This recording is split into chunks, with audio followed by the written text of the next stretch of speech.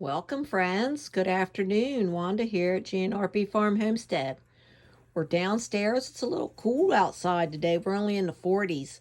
So we've closed the shop up. We're done with that today. So now I'm downstairs in the basement area where I start my seedlings. And I just wanted to come on quickly and just show you some progress of our plants. And what we've got growing, and we'll be starting some new ones this either tomorrow or Monday. We'll start adding some new ones to our ones that we already have going, so we do them in stages. But right now, let's I'm gonna have someone that I'm gonna have to this is one of the first trays that of our herbs that we've done. This one and this one. And you can see half the tray is doing well, and the other half is because it's rosemary. Rosemary takes forever. But they're coming along. But this one I'm really excited for. Let me see if I can slide this out just a little so you can see right here is, now these first 3 rows will have to be taken out and transplanted. But yeah, let's go over them. Look how beautiful they look. These are lemon balm. Okay, I started them, well, today's the 18th. I started them on the 17th of January, so they're a month old. So they're 4 weeks in. And this is our beautiful lemon balm. And we'll be dividing them up. And wow, you can already, if you smell your fingers as soon as you touch them. And then this one is peppermint. Our mint, our pretty peppermint. Some will leave, to go a little longer. But for the most part, like this one's ready to get into a new a bigger pot. So, and this is one of our new herbs this year. We'll be growing. It's a perennial, and it is called feverfew. And you want to guess what that's good for? That's right. It's good for fevers. And it has a good, and it almost looks like the flower chamomile. So they're very close in nature together. Feverfew, we will definitely be taking them and giving them a bigger pot. But look at how beautiful they are. And we'll be saving one of these for our herb garden. And the rest can go for the plant sale. But I definitely want to grow my own feverfew to add to our apothecary cabinet of medicinal herbs.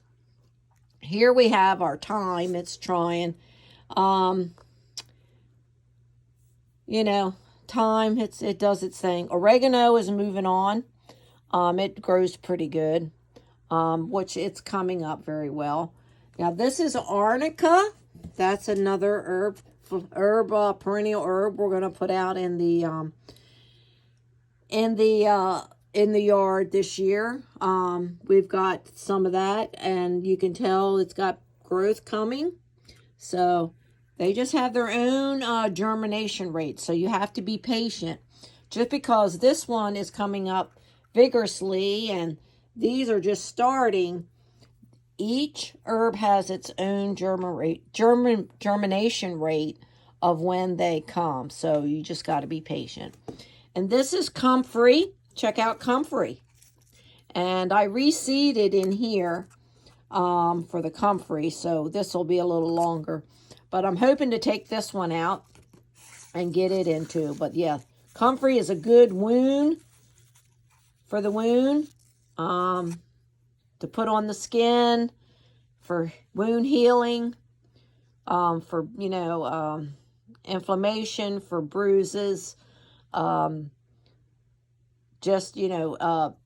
As a poultice, you want to use it on top. It's a topical. It's not to be really digested. So topical is great. So we'll be doing, we did comfrey last year, and I'd like to do that again this year. This is St. John's wort. Every year I try to grow St. John's wort. It's doing much better this year. I hope it stays that way. We got more coming up. So look at that one. That's beautiful. I hope to, these are those little flowers. This is a great overall plant too. St. John's wort. It's great for depression, anxiety.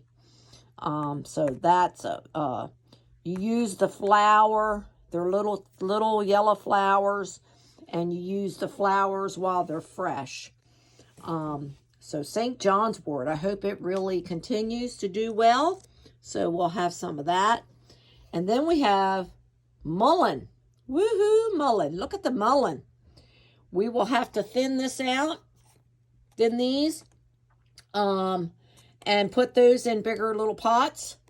Mullein is overall your respiratory. It's good for from head to toe, really. Mullein is a beautiful plant, and you definitely want mullein. You can use it in teas, in infusions, and tinctures. You can make a salve. You can dry it out and smoke it. It's just a beautiful, beautiful herb to have. And like I said, it's always great. It's a good for the lungs, and people use it for a lot of different reasons. And but yeah, we're going to get our mullein out of here and leave the little ones that are still hopefully growing, and hopefully we'll get quite a few into bigger pots for you. But I will tell you, does take full sun, a little bit of shade maybe, but mainly full sun. And it needs a space because it takes 2 years. The first year, you don't do anything. You just let it grow. Don't take anything off of it. Let it get used to your area that you have it in. And then the second year, it will produce the stalk and the yellow flowers. And then you can start, nipping at it. But allow it to grow and mature and turn into the beautiful plant that it's desired to help you with. And you won't regret waiting. Mine will be 3 years old this year, and I'm going to start a new mullein plant in a close proximity of where the other one is. But yeah, so excited to have mullein. We'll have that at the sale hopefully too. Now over here is, because this takes a long time in growing. They're so slow. I always put them together like half and half. This is my lavender, and as you can tell, some I reseeded. I just watered it, so it'll take a little bit for it to get soaked up. But the lavender is coming up very well, and this can stay a little longer. And as you can tell over here, we've got rosemary popping up in different cells. Right there. And then you got a big cluster there. And then you got babies there. So, rosemary just does its own thing. You just, don't overwater. I don't try to overwater the lavender. I let it dry out like this. Let it get, rather hard, kind of, sort of. And then give it another drink. Because herbs do not really like a lot of water. They like to be dried out some. So that's where we are with the lavender and rosemary. Actually, it's coming along like it usually does. It just takes time, and you got to be patient. And then you can divide it up, when it gets nice and bushy like that. But we got a little ways to go for that. So down here, let's go down a level. And here we have, I'm just going to pull it out just a little so you can see. Here we have clearly sage. We have a few of them popping up. Now this one we started, I'm gonna say about 10 days ago, about a week ago. And then we have spearmint. I don't see any spearmint yet. We have yarrow. Check out my yarrow. The yarrow is coming along very well. That's a beautiful plant. That's a good wound healing plant. It's good to stop bleeding and other wounds. If you know, yarrow is good in tea, tinctures, in a salve, and just using on the skin itself. Yarrow, beautiful plant to have. And then we've got 2 rows of sage. They are coming up fairly well, just like maybe that's a good germination rate. Looks like all the cells are popped up with the sage. Then we have celery. Woohoo! Who's going to do celery this year? You tall celery. We've got 2 rows of that. And look, they are all popping up. Looks like coming along. So we got that. And then looks like we got Tokyo white onions. We're starting our onions. They've all started. And the last 2 rows are our red short onions. And they'll be popping any day. So I did give them a little bit of water. They are on a heat mat. They're the only ones that are on a heat mat. This one's turned off. That's going to be my next tray for the herbs that we're going to, or the plants that we're going to be doing. We will probably be starting our brassicas and some other, maybe some other herbs. But here is my container. This is our dry corn that we just got this year. That's going to be new, and that's my folder. And this is my container. And this is what I put my seeds in. I found this from a homesteader, Melissa. She's a wonderful homesteader, and I loved her case. So I took her advice, and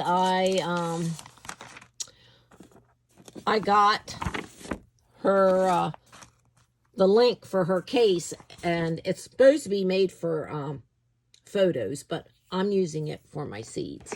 So look, we got our January, the ones that we've already planted, and they come in these little, you know,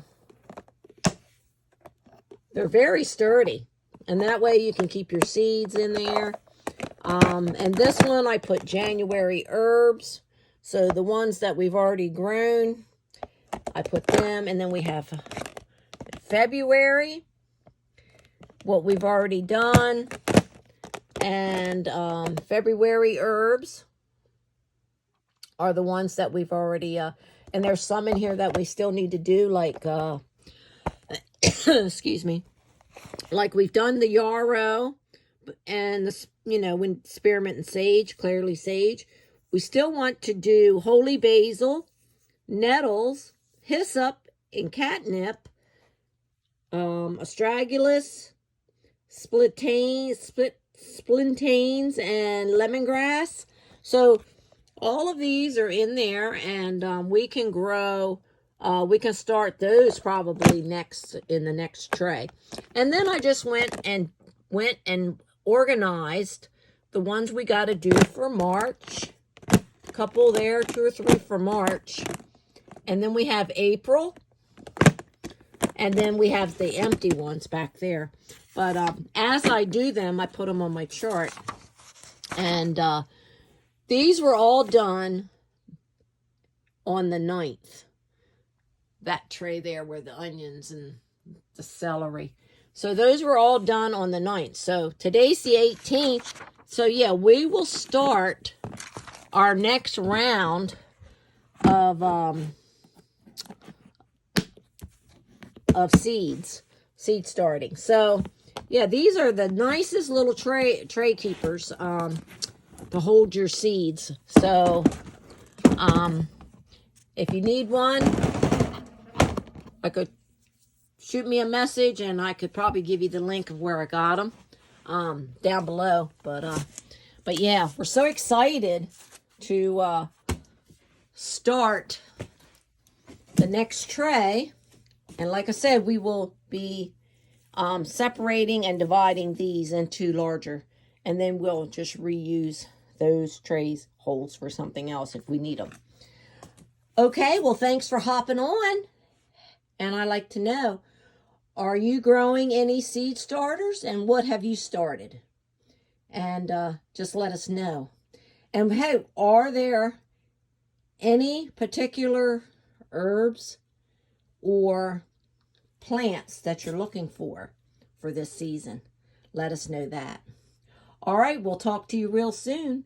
And hey, spring is coming and we're getting ready. All right, God bless you. We'll see you soon. Bye for now.